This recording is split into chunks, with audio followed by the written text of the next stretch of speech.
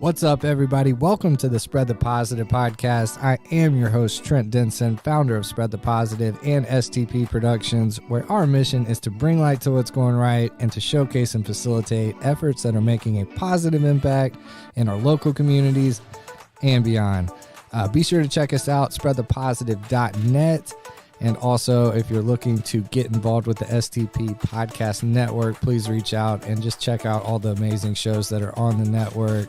We continue to grow. We continue to build. Be part of the solution. Be part of what's going right. Welcome to the show.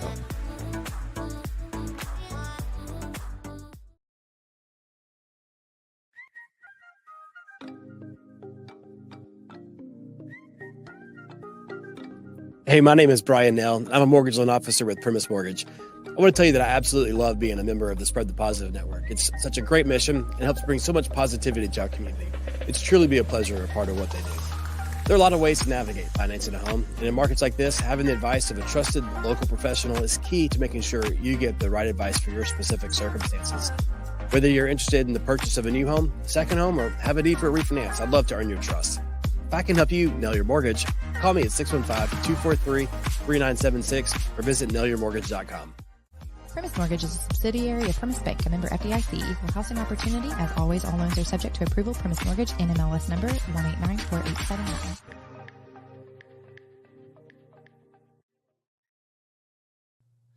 What's up, everybody? Welcome back to the Spread the Positive podcast. I am your host. We are continuing the revisit series. I got a returning guest, repeat offender, if you will. My guy, Greg Pihs. How are you, sir? Doing good, man. Glad to be here. It's been a little while since the last time. It has. As always, you're up to some pretty amazing stuff, man. I'm super excited to get into all of it. Got a new book out. Yeah. Doing the NLP things, speaking, firewalking, helping people break through their power, right? Yeah. Break into their power. Right? Yep. Step into their power. Step into their power, man. That's it. That's right, man. Well, give us an update, man. What's new? How you been? Tell the people who you are. All the above. Yeah. Well, I'm excited to be here, and newest thing is definitely the book. Released the Power and the Pain probably about I don't know. I think about 2 weeks ago. Okay.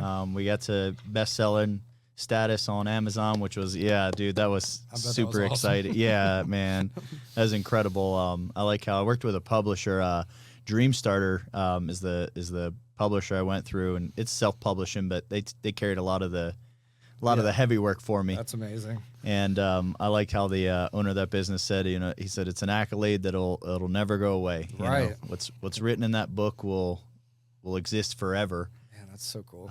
So yeah, that was a really cool experience of putting everything together in the book. And then even more so when I met my wife, I think it was like 11 years ago.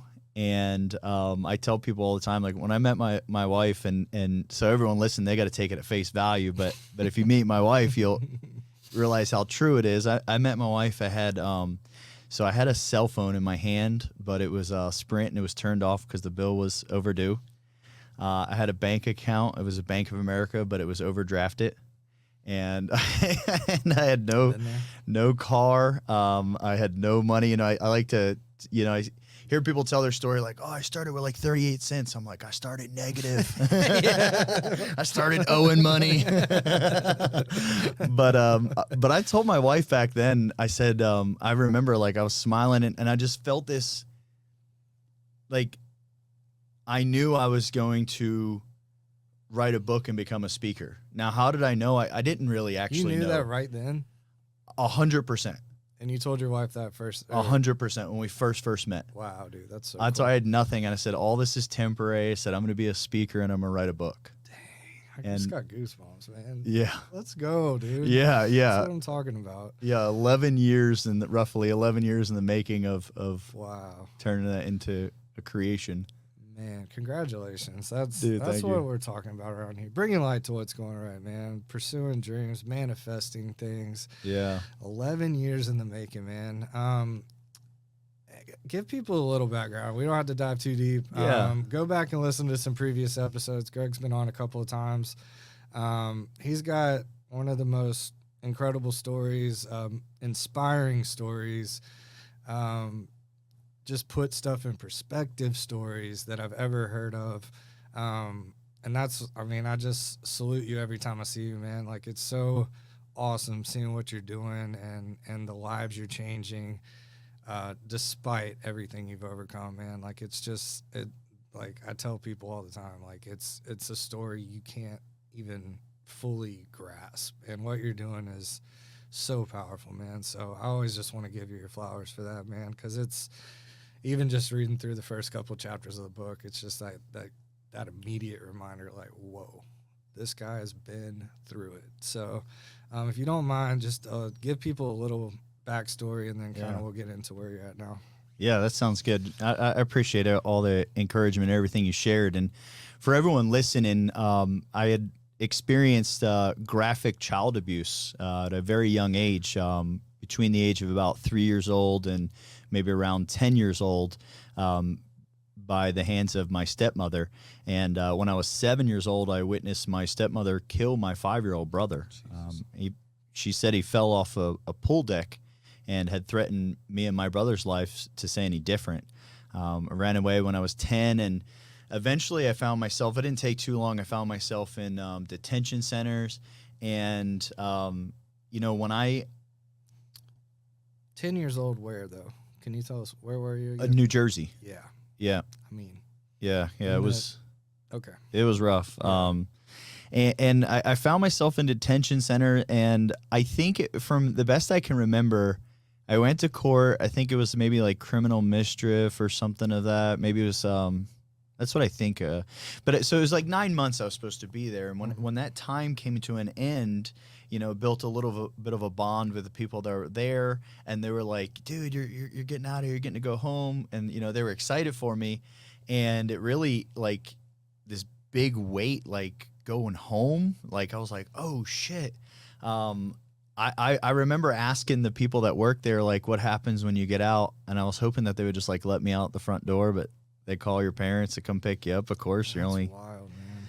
And so I would intentionally just misbehave and made sure I stayed there, and I did until I was 17 years old in detention center. And then out of necessity, though. Like, you yeah. I mean, it was I mean, I knew that going back home, there was a very big risk of dying, of not. Insane. Go ahead. Yeah, what were we gonna say? That was it. That's just insane. I mean, that's your options. Yeah. Like, stay in trouble, stay in a detention center, or possibly go home and get killed by your family. Yeah. Your stepmother. Yeah. Yep. That's insane. 17. I ended up in a group home, and I joined at the time. I did my senior year in a regular high school. Okay. And I got a high school diploma, and at the time I was so proud of that. Absolutely. Congratulations. Like, dude, that's amazing. Thank you. And joined the Marine Corps from the group home right there, and pretty much shipped out right after high school, which worked out well because I didn't know where else to go. And the Marine Corps, I did 3 combat deployments. I was Marine Corps infantry in the beginning of the war. And, I the way I say it, I still process things from combat, but I was so desensitized from my childhood of all the people that could go fill that billet. I was a prime candidate at the time. I was excited to even have that authority and power at the time. That was now afterwards. Obviously, there's still some processing and things. Sure. And so how long were you there again? Is that 12 years, or how long is 3? So sorry. The combat deployments, So my deployments were between 7 and 9 months each time. I got you. I served for 8 years. Okay. From 2003 to 2011. Thank you. Yep. Obviously, thank you. It was my honor. Mm-hmm. Thank you. 2007, I had completed my 3rd deployment, and that's where I was. I guess the term that I would use is flagged for PTSD. I was volunteering to go back. So when I got back from my 1st deployment, I had volunteered to go back on my 2nd deployment quicker than what at the time we had dwell time. Right. So I think it was it was Bush. President Bush said, for every day you spend in combat, the government will guarantee you a day in peace. So if you're over there for 100 days in combat, you get 100 days in peace, and that was your dwell time. Gotcha. But you as an individual could say, let's say I'd only been back for 50 days in peace. Yeah. I'd have 50 days of dwell time left, but I could volunteer to violate my own dwell. Wow. So if a unit was leaving, I could say, yeah, I'll volunteer to go. And so I was doing that, and I went back on my second, my third, and when I got back from my third, I was going to end up leaving again in like a month. And so that raised some red flags of like, hey, why is this guy so excited? Which at the time I was excited going over there. I feel like I was, even looking back, like I was operating inside of the rules of engagement that I was supposed to be operating under, but obviously why is someone so excited to go back? Mm-hmm. So yeah, 2007, I was determined to be non-deployable, and oddly enough, I got to go my last 3.5 years, I got to ride for the Marine Corps Mounted Color Guard, doing like the Rose Parade and stuff like that. That's cool. Yeah, at the time I was completely disgruntled about it, because Really? oh my gosh, I was so disgruntled because I felt like the Marine Corps had taken combat away from me. Like I signed up, volunteered, wanted to do it, and I felt like it was taken away. So in hindsight, when I look back, the Mounted Color Guard was, quite an honor. Yeah. But at the time, I was like, I got to ride these horses around. Man, that's Yeah. kind of wild. Yeah. So what next, man? I mean, all this leads up. Like we're getting to the good part. I mean, well, all of that's amazing, but Yeah. So you're doing the parade, and then what?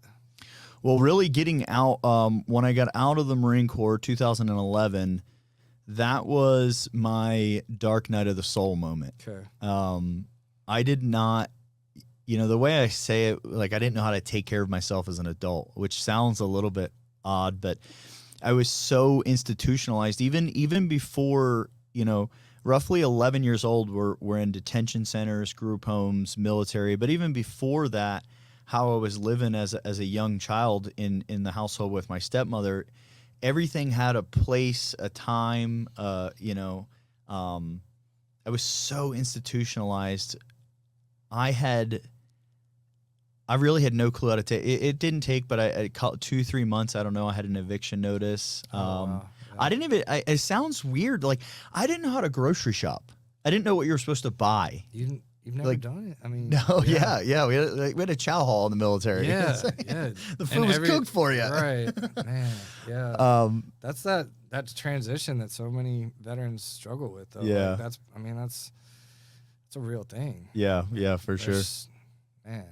So you get acclimated after a while? The learning curve was pretty tough? Yeah, it was, and not just military to civilian, but then also I'm carrying all of this mental and emotional baggage. Yeah.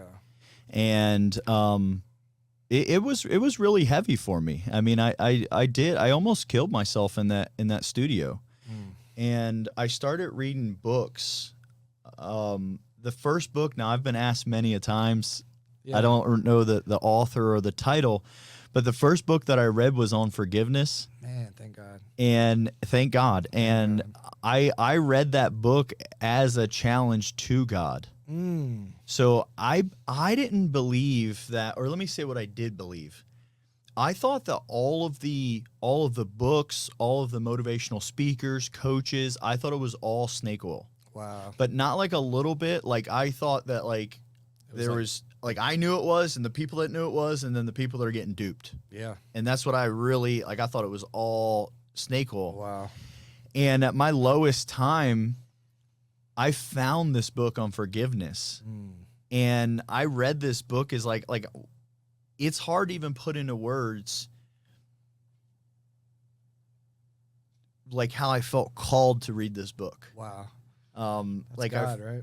Literally. Yeah. And, like I felt like I needed to read this book, but at the same time, like there was something inside of me that was like, I already know this book is bullshit. Wow. Why do I have to read this book? Wow. And literally as a challenge to God, I was like, if there's Prove something it. in this book, prove it. Yeah. Prove it. Wow. And that book really, you know, it didn't change my whole life. It didn't make everything all better, but it did set everything in motion. That's beautiful. And like one of the most powerful things that came from that experience was realizing like there's information in these books.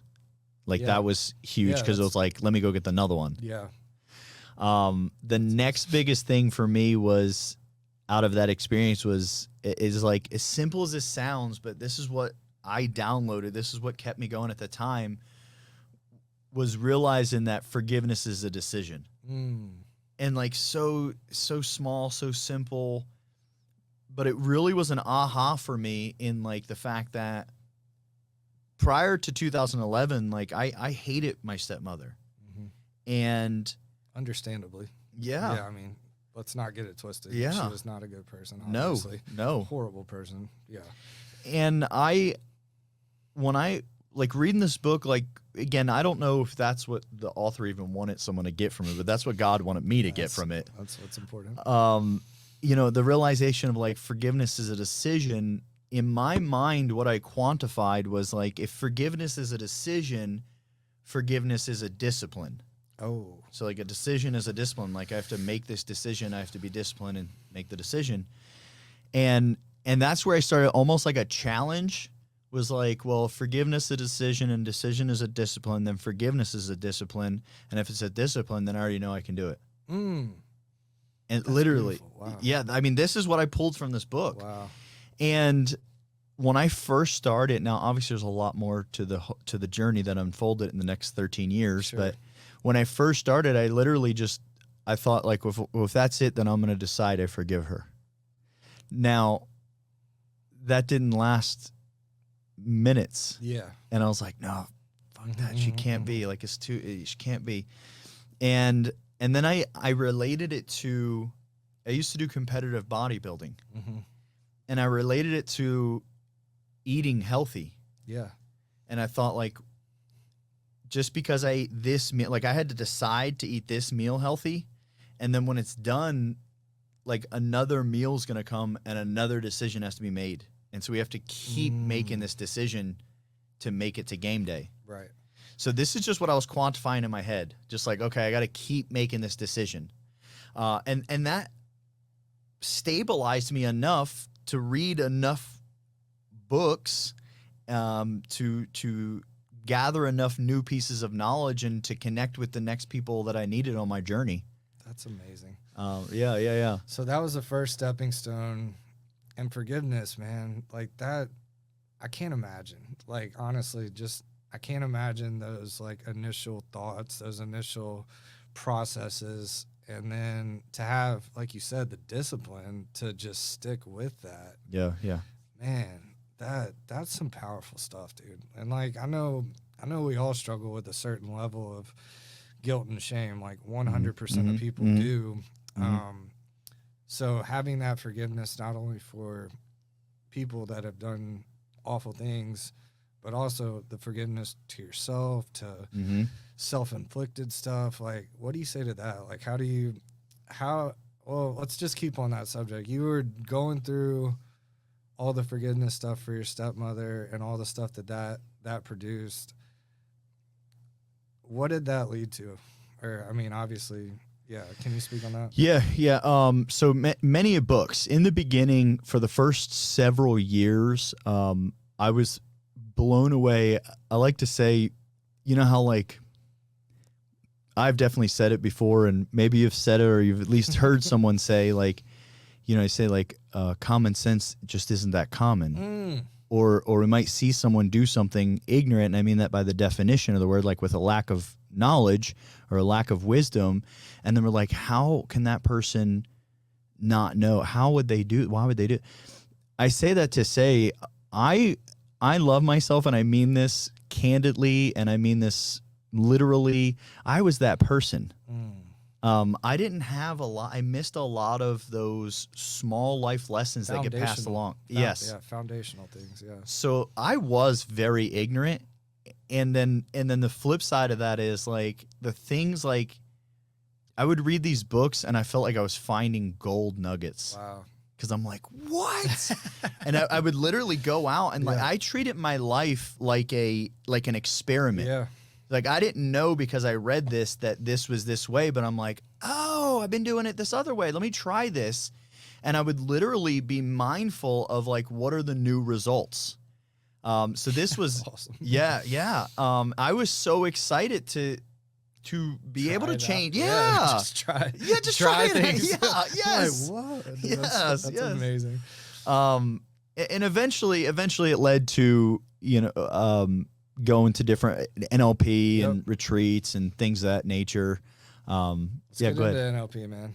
So we did this a little on the actually did quite a bit of this on the last one, but I love the story and I want to hear it again of how you officially did, or like, I think just take us back through that. Like, you were familiar with NLP.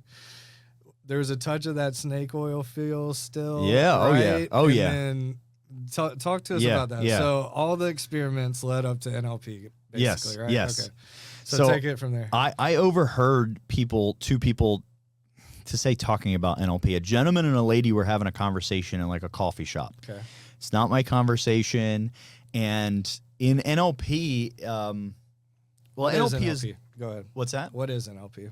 Okay, so Neuro-Linguistic Programming Right. are what the letters or the acronym is, if you will. And then if we look at what is NLP in one sentence, which is not really fair, Sure. but what I say is it's the study of communication and how we form decisions. Now, the study of communication, because NLP starts breaking down communication at a very, very deep level. So our words are only 3% of our communication, and then our tonality is 38%, and then our body language is 55%. Wow. So we start a lot of what we do when we think about communication, we think about what words we're using. But then it starts getting a lot deeper, and even learning the other person's model of the world, their meta programs, their values levels, things of that nature, and how do they want to be communicated with. So I overheard this gentleman and lady talking, and this gentleman asked this lady a question, and the way he asked the question, like, grabbed my attention. It was like, what did he just say? And some of the things in NLP, it'll kind of like, it works like that, the way you're like, the term is quantum linguistics sometimes. Ooh. And so this, like, I wasn't tuned into their conversation, but what he just asked her was like, what? And she had her own like reaction similar to that, and she answered it, and she had whatever aha moment right there in the moment, whatever it was. I wasn't paying attention prior. And then she asked him, she said, and I don't know if this was her exact words, but how did he know to ask her that question? And then he said, well, I'm an NLP trainer. And then she said, oh, do you teach people? And he said, yeah, I certify people. And she said, oh, I want to connect with you about that. That's really powerful. Sure is. That wraps up that exposure. And I'm like, what is this NLP? Really powerful? What? Yeah, like, it's so cool. What kind of magic is this? Yeah. So I researched. I found the company I wanted to go with. Now, when I say researched, anyone, the listeners, like if you go research NLP, you're going to find all kinds of like weird information. Mm-hmm. Like it's hard to like, you're like, what does this even mean? A lot of people put their own spin on it. Their own spin. Mm-hmm. Yes. Mm-hmm. So even when I did my research, I still was like, you still don't know what it is. Yeah. People can do their own research and like, what is it though? Yep.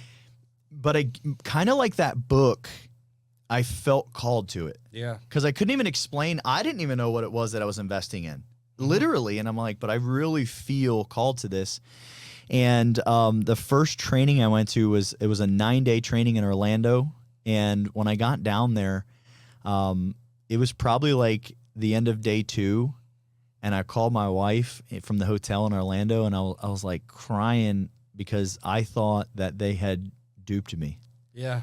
This is the part I thought was amazing. I thought for sure they had duped me. Wow. I was like, I couldn't believe. So, and now why did I think they duped me? Yes. They were talking about like imagining things a different way. Yeah. And I'm like, no, like the ticket was like the whole program with, yes. This gets me every time. The whole like with travel and everything, like we've broke into the 5-figure, easily. Yeah. And so I'm up there and they're talking about imagine it different. And I'm like, well, there's no way you had me pay $10,000 to be like, I'm having a bad day. Well, imagine what it'd be like if you're having a good day. I'm like, what? Like, there is no way. I don't want to imagine what it would be like. Just give me the secrets. That's so good. I couldn't believe it. Oh man. And so, yeah, I told my wife, I was like, man, it's all BS. Oh, like, man. it's all a joke. And I was so mad. I told my wife I was going to come back home. And my wife said to me, she said, whatever words, she said, this is, at the time, this is the most money I've invested in myself ever at the time in like one sitting. Sure. And she's like, this is definitely outside of the ordinary. Maybe there's a reason why you're there. Right. Maybe you hang it out. Maybe you stick it out and see. Shouts to Mrs. Pihs. Yes, yes. Now, when I got off the phone with her, I wasn't sold on what she had said to me. Yeah. I was definitely open to what she had said to me. Which is huge. But I was still definitely open to it. But like when I got off the phone with her, I still like in my mind, I remember thinking like, I appreciate her. I'll see her when I get home. I'm packing up my stuff, you know, like I'm not. See you in a few hours. Right. We can finish the conversation then. I still got duped. Yeah. And from there, I don't remember, a thing that happened per se, but something inside of me was like, maybe just check it out, because I was so sure that this was like BS that like, it was almost like if I gave you a plastic piece of fruit, yep, and I put it in your hand and you pay, and I'm like, hey, it's real. And you're like, dude, this is not real. I'm like, no, for real. For real. It's a real piece of fruit. Right. Just imagine it's real. That it's real. And it was like, as if I was you, it was almost like at some point in time, the charade has to be up. Like, this is definitely a plastic piece of fruit. Right. So I literally like hung out. I committed to myself. Like, this wasn't to my wife. This wasn't like, I was going to go all in and do all, like if they said to like imagine that it was a real piece of, like I was going to imagine I was holding a real piece of fruit. And at the end, if we have to definitively say this fruit, metaphorically, this fruit is still a fake piece of fruit, I was committed that I was going to be a whistleblower and like no one else was going to go through this. Like, I'm like, no one else is doing this ever again. That's so cool. But you made that, okay. All right. Yeah. Okay. This is new for me. So you went from this is complete bull to I'm going to go all in. I'm going to buy in the whole shebang. And if it's not real, I'm going to become a protector of this. 100%. Wow, 100%. That's amazing. What happened? After that, I kept going more and more. Yeah. So or hang on, what was the turning point? I think there was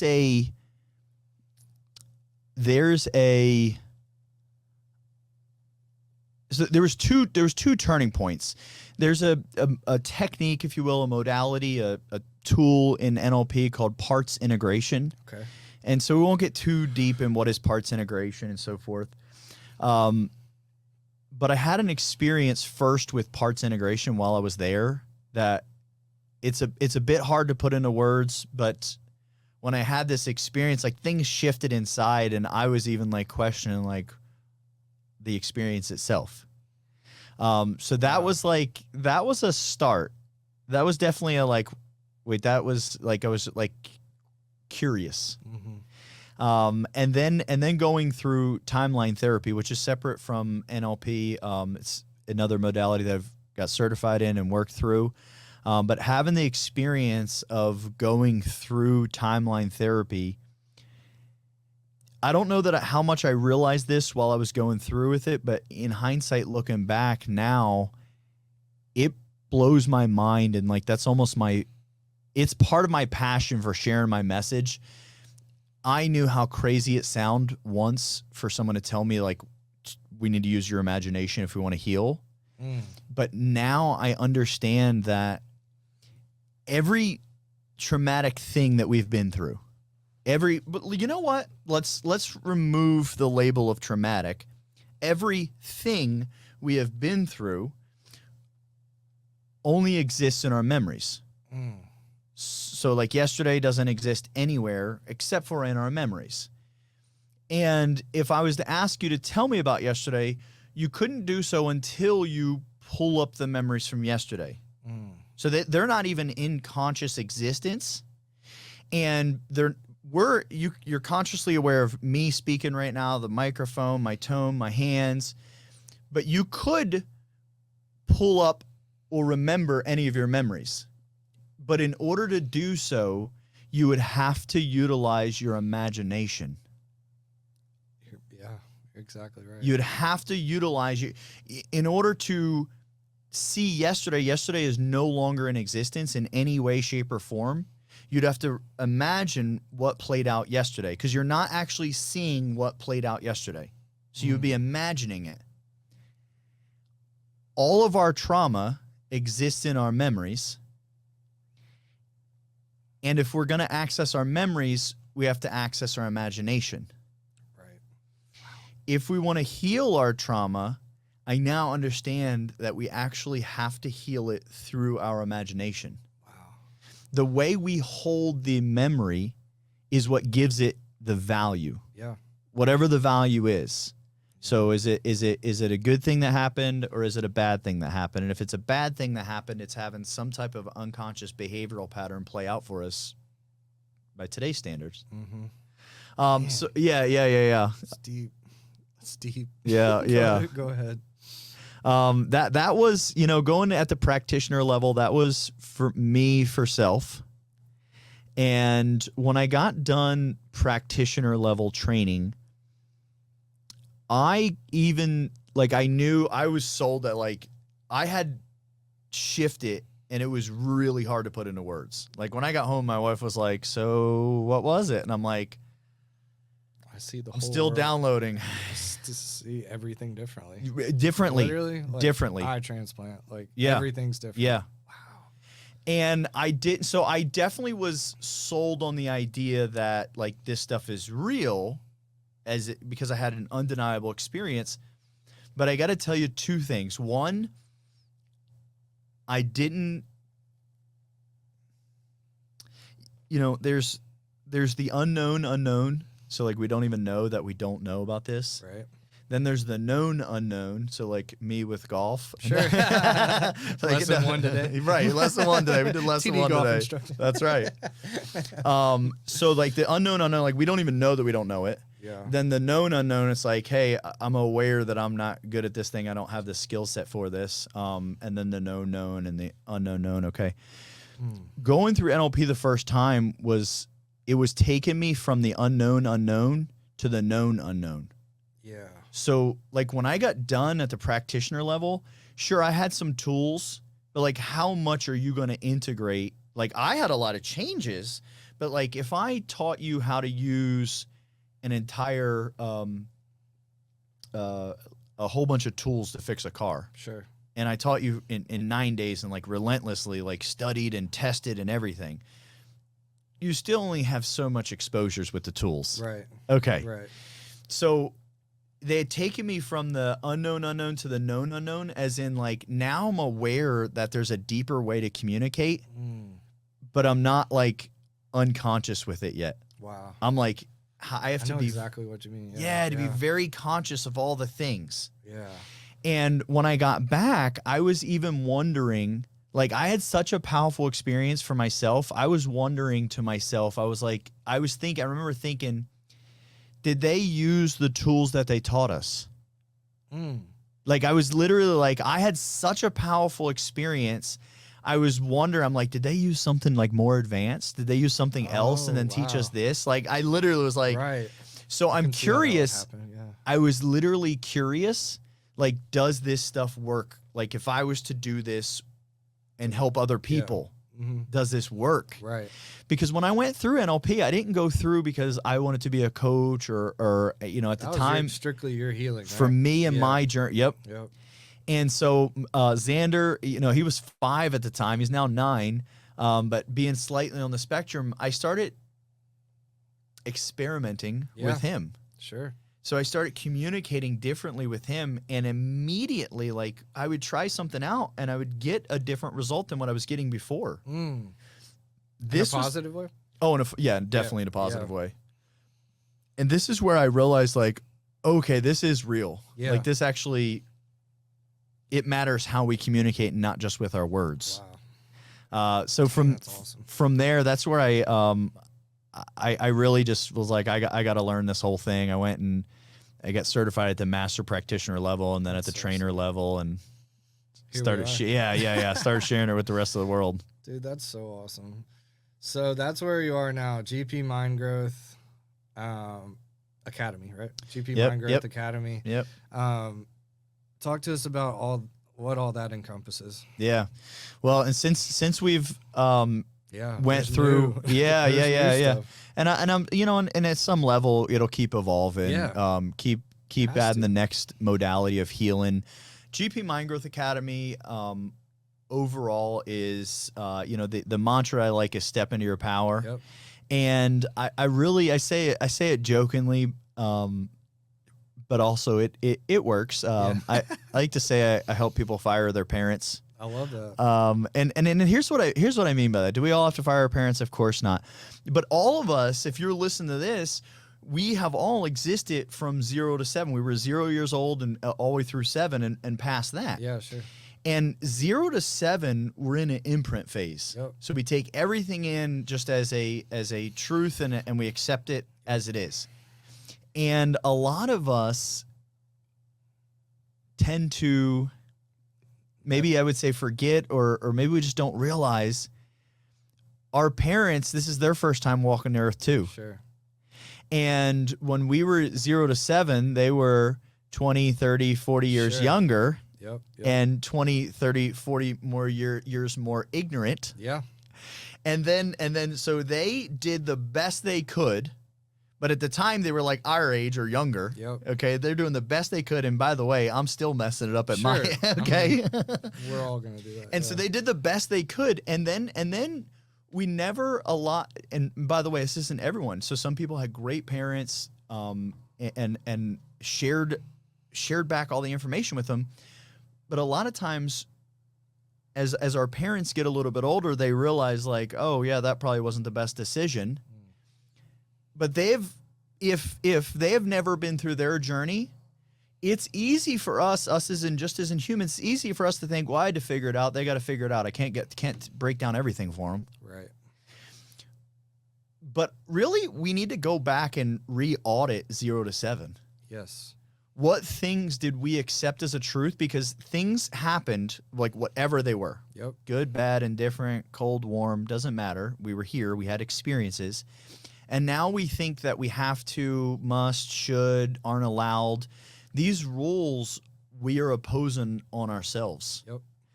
So GP Mind Growth Academy is really about helping people fire their parents. Yeah. Good, bad. I mean, yeah, to your point though, the good and the bad. Like it's all to a certain degree like a limiting belief, right? Yeah. I mean, even things like this is a good example. I like to help someone with this. Their parents, I would say, these are Greg's words, they had great parents. Yep. And their parents, this person's parents, taught their child to grow up with respect and being kind, which I think is great. And so, and this took some uncovering, like the person didn't even they weren't aware of this, but at a young enough age, they were conditioned to wait and let everyone else go first. So now as an adult and in business, dang, they're waiting for all their friends to go at an unconscious level before they can launch their business. Yo. And the parents are great. And the parents, like, this is not even like, we just had experiences. And at 0 to 7, we're just so moldable. It's like anything that happens is going to put some type of mold in that mold. Yeah. Like good, bad, up, down. No matter how great our parents were even. So, yeah. That just hit hard. Yeah. Yo, that just hit really hard. Wow. So how do you help people with that? Like that's the academy, that's the training, that's the speaking, that's, you got the book, you got the, I mean, what else? Like the curriculum, like and all the stuff you're doing. Like, how can you help people through that? Yeah, 'Cause I'm curious. But for real. Yeah, well, it's so through the academy, we've over the last couple years we added in a lot more modalities: firewalking, breaking boards, breaking bricks, bending rebar, breaking arrows, and so these I host live events, and like people ask me like, why would someone want to walk on 1200-degree coals? And well, the truth is, there's two truths. One, I think everyone that does any of these modalities or elements, so breaking boards, breaking bricks, breaking arrows, firewalk, and walking on broken glass, like, I do not convince anyone that they should do these. I don't think they should. They have to be called to it. So the first and most important thing is, like, why would someone do this? Because they feel called to it. Just like that book, just like when I went to NLP, like they have to feel that there's something there, or we don't even start. So the ignition of desire is on the participant. Yes. Now, with them participating, the second thing is we look at firewalking or any one of these modalities, and they're just a metaphor. So, for example, in firewalking, how many things in life, for myself, when I first went through firewalking, or my first experience of firewalking, because each person will have their own unique experience. But for me, I have tried in the past, you guys heard me talk about discipline. I'm like, well, if it's discipline, I could do it. In the past, I've been very disciplined and tried to control everything. Everything. But it leads to burnout, because we cannot control everything. Like, we do have to take action. We do need discipline. We do have to be aware of the big picture, but we simply cannot control everything. And I would live in burnout trying to control everything. And firewalking for me was a metaphor, a physical experience of submitting. When I got to the edge of those coals, I felt called to the fire, but when I stood at the edge of those coals, all these thoughts started playing out. Is this really going to work? Like, I don't understand. Did they put something on their feet? I don't even know how this is possible. Sure. Yeah. And I had to, and I say had to, it's choice. So that's why it's important. Anyone that goes through these things, they have to have the desire. They have to be called. Because in that moment, without our desire inside, we're not going to make it through. I had the desire to be there. So I had to choose to submit to the experience.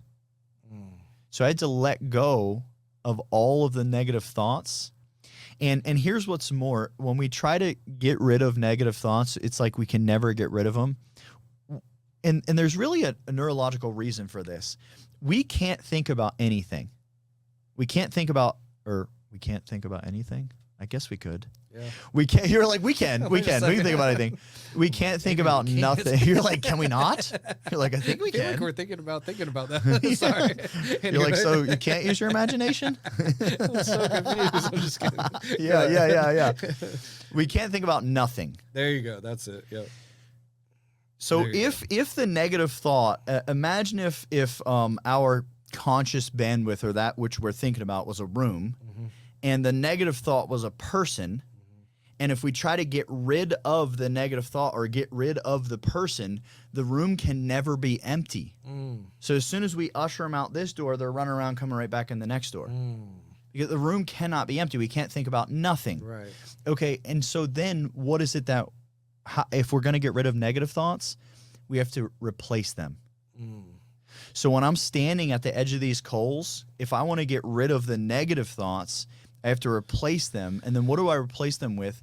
I replace them with the outcome that I desire. So first and foremost, like, what is the outcome I desire? Well, at a very base level, for the physical element I'm about to go through. I wish to walk across safely and get to the other side. But then what about the metaphor of I'm looking to submit? So because I submit, what is the outcome I want? Like the reason why I'm walking across these coals is actually because I have now submitted, I am now able to. So I'm now able to actually, it is my belief, because I've submitted, I'm able to be more in control.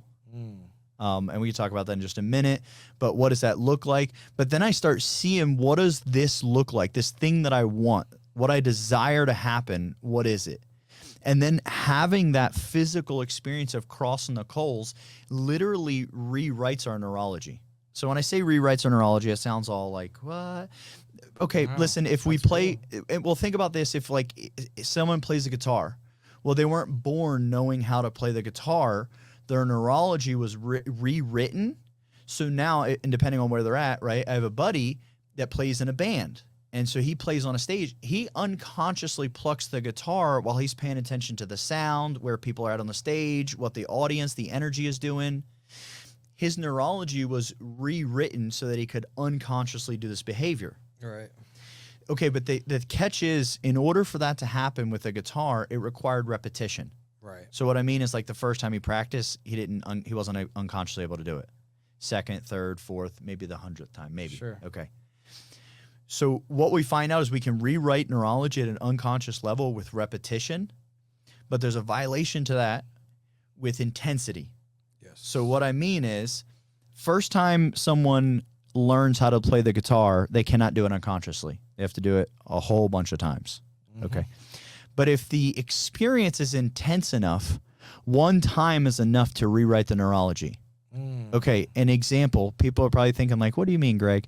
One example would be PTSD. Take, for example, a car accident. The person that goes through that experience doesn't need 2 car accidents to know that they're not going to drive in the front seat no more, or ride a motorcycle no more, or drive on this road no more, or drive with this person no more. One time rewrites the neurology. When you do things that are this intense, i.e. firewalking, it rewrites how you unconsciously play out. So now unconsciously, I submit because it allows me to. But this happens at an unconscious level for me. Before I thought like, oh, I have to, I need to do, I must. Yeah. Now I'm like, it'll be fine. I'll be there when I get there. They'll know. Right. So when you say you're able to and you just stop, that's it? Like you're able to, does that make sense? You're able to what? Like just let go, break through, get the outcome you want, or expect the outcome you want, focus on the outcome you want? Like what would you say? Does that make sense? I don't think so. Yeah, go ahead. Tell Like when you said, because I did this, I'm able to, and you just stop. Like what do you think those next words are? Okay. So I think I'm, correct me if I'm wrong, dial me in if need be. So I think what I was saying when I said that was able to in a pause. So for me, it would be submitting at an unconscious level. Got you. Yes. But for the next person, it would be always when I guide people through these Step in Your Power events, they have to set their intent. Okay. Like I that's why I do not convince people to come to these events at all. Right. They They have something that they're looking to work through in their life. And we're going to metaphorically work through it with these things instead of traditional talk therapy. Is like we're going to get in the talk about the part that hurts and pull in why and what's the trigger point. Right. What do we need to do 10 seconds before? So you walk them through that beforehand, or like that? No, they do it. So they're setting their intention as they're about to walk over the coals. I'm going to be able to do this because of the intention I set. Dang, that's fire. That's so good. Wow. That's powerful, man. Yeah. That's some powerful stuff. Yeah. So right now the big thing are the Step in Your Power events. That's where people are definitely having massive breakthroughs right now. And then people that are looking to go to a even deeper level. I do a mastermind where it's weekly coaching, the practitioner level certification, the master practitioner level certification. Man, that's amazing. Yeah. Can you go through that setting the intention process just a little? Like, what does that look like? Yeah. So if I'd love to do an example. Let me think of something that we can get a little bit more literal. What would if in 6 months from now, if your business was doing better than you ever imagined, what would be the one thing that changed to set it all in motion? Not being scared, probably. Okay. Seriously. Okay. Fear of success, probably. Okay. I'm being honest, yeah. So right now, like if we were gonna and dude, we got to get you in the next Everyday Power. July. Yeah. So like Seriously. literally, so when we talk about intent, so then we want to start looking at what is it that you would like to happen, and like just take a minute and just think about it a little bit. What is it that you would like to happen that isn't happening because of the fear right now? Yeah, just take a minute and see what comes up for you. Just the lack, I guess. Like lack of mainly financial, if I'm being honest. Like Okay. It's just stressful. I mean, this stuff, it's just expensive to keep a business going, and the ways of the world, everything's pricey. And, Yeah. you know, just trying to keep up with everything. I could definitely be better with budgeting and stuff. You know, there's several factors there, but just, I would say lack financially and lack in like a team sense. Like I've been very fortunate here lately to get some really cool help. That's been something I've really been searching for. But yeah, it would be like lack of financial support and lack of like a team behind me. So without that fear, you would The business would be killing. grow. You would grow financially and be able to grow a team. What is the what would help you grow a team right now?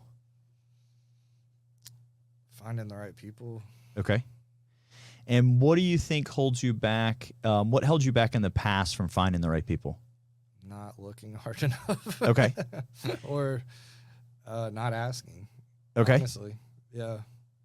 Do you feel that if you asked more and had more conversations, do you feel that more things would come together for growing your team? Yes. So right here, we would want, like, if we were going to do firewalking, would we just kind of cram this together? Yeah. So the intent is, your intent or your focus is, what does it look like? Like, who are the people, you don't have to say it out loud right now, but like actually think about it in your head. Yeah. Who are the people you haven't asked or had the conversations with that you already know, like just right off the top of your head? Right. And then what do those conversations look like? And what kind of things, and like for a moment, just for a moment, and you're allowed to pull these back up, but just for a moment, you have to imagine. You have to imagine. This is real fruit, man. Let's go. You have to imagine that you're worthy. Yes. Of them doing these, of them wanting to help you. Man.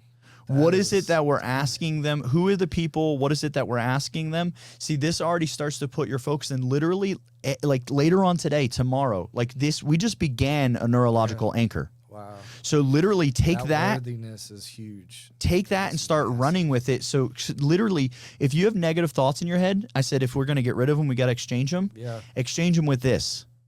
Who is the next person that we're having a conversation with? How are they able to help you grow? Wow.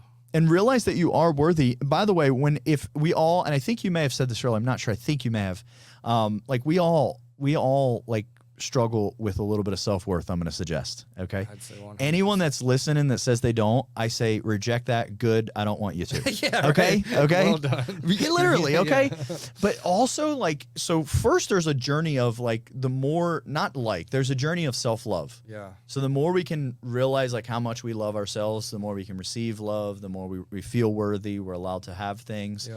And that journey just takes the rest of your life. So Plenty of time. Plenty of time. But the other thing is, like, keep in mind that, like, I just want to share this with you. I feel called to share this. Keep in mind that you're bringing light to what is going right. Your mission is so much bigger than you. Exactly. Like, even when you're not like, I want to see you, like everyone, I'm on it myself right now. Like, I want to see you, like, go your journey and love yourself enough to realize that you're worth it all. Yeah. until like while you go on that journey, realize that if you're not worth it, are all the other people that are going to get impacted? Damn. Because we're cutting it off for them. Wow. If we don't ask the question, if we don't have the conversation, dang, get out of here, man. get out of here. No, I'm just kidding. That's so good. Holy smokes. This is real therapy. Yeah, man, yeah. That's we funny. did a real session right now, man. Yeah. I appreciate you for that. Yeah, yeah. That's it, though. That is what 100% of people struggle with that at some level. Yes. And the people that are really in their truth, living it out, they are further along. And that 100%. And that's the whole thing. This is literally the life experience summed up in like a 45-minute conversation. Yeah, It's wild, man. That's wild. Man, thank you for that. Seriously, that was amazing. That's what this guy does, everyone. Plug like, how can people get involved? How can people follow you? Plug the book again. Yeah, super cool. So the book, for those that want to check that out, it shares a little bit about my story and what I've been through. But my story alone is not the magic. That just serves as evidence of my experiences. So I did my best to pack as much as I can in that book that you, the reader, can take away and begin to change your life. The Power and the Pain is that book. Yep. And then if you want to link up on social media, Greg Pihs, I'm most active on Facebook. Yep. I do have the other accounts, but seldomly on them. Yep. And then gpmindgrowth.com, that's the website. So anyone can get on there, request me to come speak, do a training workshop, come attend Step Into Your Power. That's amazing. And it's Greg, GregPihs, for those listening. And we'll definitely have all the links in the show description, man. But it's awesome. Go get the book. Man, like, I'm a couple chapters in. I'm a slow reader. Don't judge me. But yeah, man, it's already been like that first chapter hit, and then I'm getting into 2, and I was like, man, this is I should have. Yeah, it's just it's wild how powerful this stuff actually is, and what it can do. Yeah. Just like today, I mean, that hit on a crazy level. Like, I'd ready to run through a wall for the self-worth that I'm gonna have. Yes. Yeah, self-worth, man. But man, I appreciate you, Greg, dude. I say it every time we get together, but truly appreciate you, truly appreciate what you represent, and like, what you're doing is such a great example of all things STP, man. Like, it's changing people's lives. It's getting out of the negative self-talk, the doubt, the fear, all the stuff that holds us back, man. Like, you're really changing people's lives, and it's so cool to watch, dude. So salute to you, man. You are living the STP mission better than most. I say it a lot when we're together, but super grateful for you, man. Dude, that's awesome. I appreciate getting to be on here today and getting to share through this platform. Absolutely. I love what you're doing with it. Thank you, man. Gonna keep these golf lessons going. Gonna keep these pods rolling. Yeah. We're gonna keep it going, man. So actually, I'm gonna put this out like this week. So when's the next event if people want to get involved? Yeah, July. It's gonna be the last weekend in July. Okay. Plenty of time. Then yep. And right now we're actually putting together the building out a separate page just for the Step Into Your Power Firewalking events. So, but if anyone's interested in it, let's connect on social media and send me a message. Last week of July. Book it, y'all. Yeah. All right. We'll see you next time, man. I appreciate you. Thank you for listening to another episode of the Spread the Positive podcast. For more information about all the things we got going here at Spread the Positive, please check us out, spreadthepositive.net. Get involved with our underwriting, advertising, sponsorship program, start a podcast, or if you just want to support the mission, reach out on spreadthepositive.net or any of our social media handles at Spread the Positive. Look forward to connecting with y'all and giving y'all another fire episode on the next one. Thank you, and we will see you then. Let's go.